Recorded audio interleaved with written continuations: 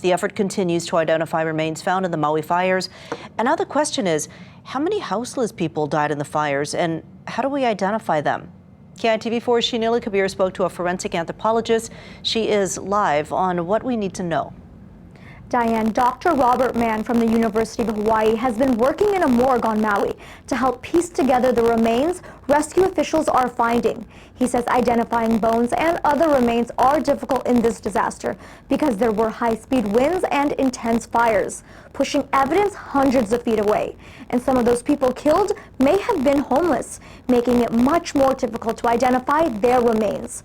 Dr. Mann said oftentimes the homeless are more likely to be carrying their belongings on them, even in a disaster. So officials will try to identify them if they were carrying a photo or their identification card. And like others, they could find a match through clothing and jewelry.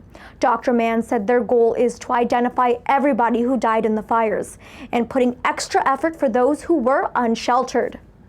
I lay all of the remains out, I lay all the items out, and I start comparing what I can see from the human skeleton and the age of death, the ancestry, the sex, how tall they were, how long they have perhaps have been dead, and any identifying features that they may have that'll help us narrow down who this individual is. A broken nose that's healed. Okay, that's going to be one feature that we're going to include in the biological profile. Dr. Mann adds this will be a long process.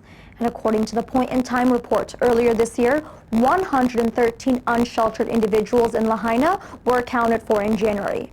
In 2023, statistics show homelessness on Maui declined by 11% compared to last year, with Lahaina showing the largest decrease.